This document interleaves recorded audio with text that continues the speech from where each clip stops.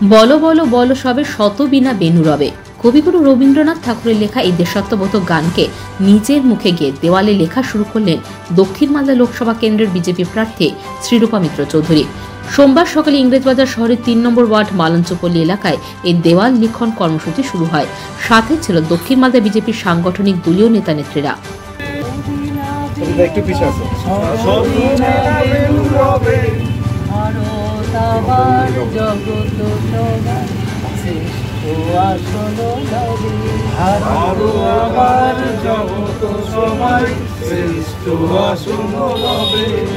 বলো বলো বলো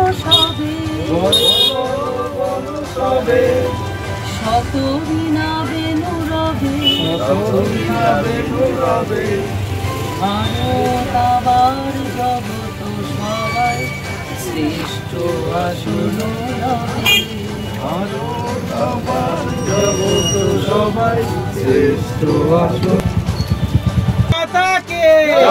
भारत माता के जय श्री राम, नरेंद्र मोदी जिंदाबाद, भारत माता के बीजेपी बीजेपी बीजेपी जिंदाबाद।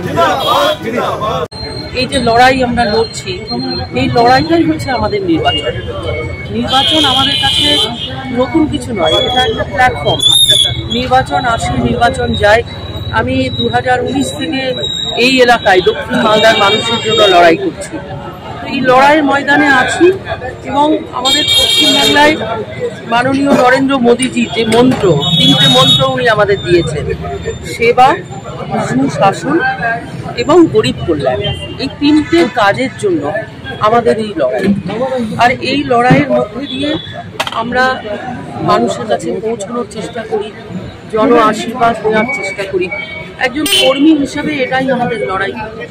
বিরোধীরা তাদের কাজ করবে, আমার কাজ হচ্ছে মানুষের সেবা করা।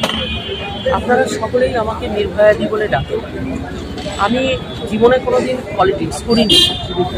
আমি পলিটিক্সে প্রাইমারি স্কুলে পড়ছি। আমি একজন সামান্যতম বিজেপির কর্মী। এই যে আমাদের দাদারা আছেন, তাদের কাছে আমি এখনো শিক্ষা নিচ্ছি। সুতরাং রাজনীতিতে তিক্ততা বাড়ানো, গালিগালাজ করা, এই অভ্যেসটা আমার নেই। আর ভারতীয় জনতা পার্টির যে প্রশিক্ষণ, সেই প্রশিক্ষণেরও সেটা অংশ নয়। আমাদের সবসময় বলা হয় বিনম্রতার সঙ্গে মানুষের কাছে আমাদের পৌঁছে। আমরা একজন সেবক। আমাদের প্রধানমন্ত্রী নিজেকে প্রধান সেবক হিসাবে সবার সামনে উনি করেছেন। আমি একটা সামান্যতম সেবক। সেবার কাজ আমরা যখন করি, তখন কারোর প্রতি তিক্ততা, সে আমার বিরোধী হোক, সে আমার শত্রু হোক, সে আমাকে গালিগালাজ করুক, আমরা গান্ধীজির দেশ এটা। গান্ধীজি বলেছিলেন যে একটা গালে থাপ্পড় মারলে আরেকটা গাল এগিয়ে দাও। আমি রাজনীতির ভাষা বুঝি না, কিন্তু আমি এটা বুঝি যে কাজ আমাকে পার্টি দিয়েছে, আমার কাজ হচ্ছে মানুষের সেবা। মানুষের সেবার জন্য নিজেকে উৎসর্গ করেছি, আজ থেকে নয়, দীর্ঘদিন 12 বছর ধরে কন্টিনিউয়াসলি আমি দক্ষিণ মালদার ভূমিতে বিভিন্ন জায়গায়, সে ভাঙন অধ্যুষিত মানিকচক থেকে শুরু করে পারলালপুরের গঙ্গার ভাঙন থেকে শুরু করে শামসেরগঞ্জের মানুষের দুঃখ দুর্দশা, কন্টিনিউয়াসলি আমি এই এলাকায় এই ভূমিতে মানুষের সেবার কাজ করে চলেছি। সুতরাং এসব বিরোধীরা কি বললো, আর এটা পশ্চিমবঙ্গের একটা পলিটিক্যাল কালচার হয়ে গেছে। গালিগালাজ, অশ্লীল ভাষায় কথা বলা, নিজেদের যে একটা রাজনীতির মধ্যেও সৌজন্যতা বোধ থাকবে, ভালোবাসার সম্পর্ক থাকবে, সম্পর্ক থাকবে। আফটার অল আমরা রাজনীতি করছি মানুষের কাজের জন্য।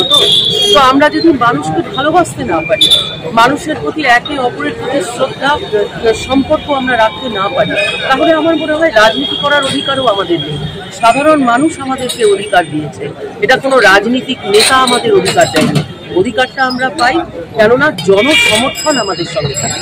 আজকে ইংরেজবাজারের মানুষ আমাকে আশীর্বাদ দিয়েছেন। আমি হসপিটালে অ্যাডমিট ছিলাম, আমি করোনা কালে অ্যাপোলো হসপিটালে দীর্ঘদিন আইসিইউতে ভর্তি, কিন্তু ইংরেজবাজারের মানুষ তারা ঠিক করে নিয়েছিল যে নির্ভয়াদিকে আমরা ভোট দেব। এবং নির্ভয়াদিকে ভোট দেওয়ার অর্থ একজন জনপ্রতিনিধি যিনি আমাদের সেবার কাজে, তার জন্যই তো তারা ভোট দিয়েছেন। আর ভোটটা কি? ভোটটা হচ্ছে আমাদের সাধারণ মানুষের প্রতিনিধিত্ব করার একটা উপচার, আর সেই উপচারটাকে আমরা মাথা নত করে নিতে হবে। আমাদের কবিগুরু রবীন্দ্রনাথও বলেছিলেন যে আমাদের মাথা নত করে দাও হে প্রভু তোমার চরণতলে। এই তো আমরা শিখেছি কবিগুরুর কাছে। আর আমরা ওই মালা মঞ্চ মাইক নিয়ে রাজনীতি করি না। আমাদের বিজেপির ট্রেনিং 3টে এমকে ছেড়ে দাও, মালা মঞ্চ আর মাইক।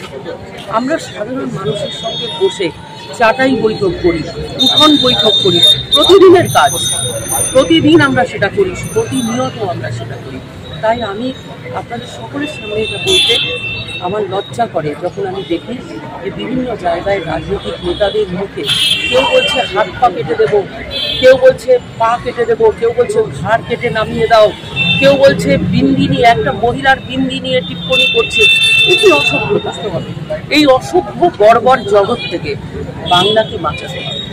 আর আমরা কবিগুরুর দ্বারা প্রভাবিত। কবিগুরু বলেছিলেন এই মণিহার আমায় নাকি সাজে। কেন বলেছিলেন? দম্ভ অহংকার পরিত্যাগ করতে হবে। মানুষের সেবা করতে গেলে ত্যাগ করতে হয়। সেই ত্যাগের পাঠ যে পার্টি পড়ায় না তার কার্যকর্তাদের, আমার মনে হয় সাধারণ মানুষের সেবার কাজে কাজ করার, রাজনীতি করার অধিকার তাদের।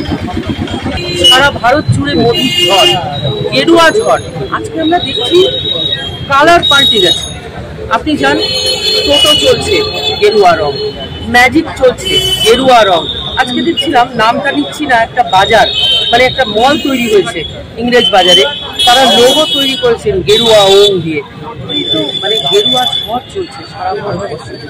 সাধারণ মানুষ তারা রাম ভক্তরা, সাধারণ মানুষ মুখিয়ে আছে। আমি কি বলবো আপনাকে, মানুষ বলছে আমাকে দিদি ভোট হবে, ভোট হবে, মানে ভোট আসুক, আমরা ভোট দেওয়ার জন্য।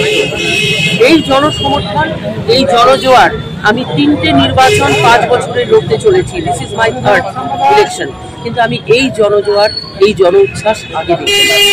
পাথর ছাড়াই প্রতিকার সম্ভব। মালদার প্রাচীনতম ভৃগু বংশ জ্যোতিষী পণ্ডিত এস শাস্ত্রী। দাম্পত্য সমস্যা, বিবাহে বাধা, ব্যবসায় অবনতি, পরীক্ষায় অকৃতকার্যতা, ভাগ্য গণনা, গোষ্ঠী বিচার, ঠিকুচি গোষ্ঠী এবং মৃত্যু ছাড়া সকল সমস্যার সমাধানের জন্য যোগাযোগ করুন জগদম্বা জ্যোতিষ কেন্দ্র, বিবেকানন্দ স্কুলের পাশে, মালদা। মোবাইল 09730278332 অথবা 09332056956।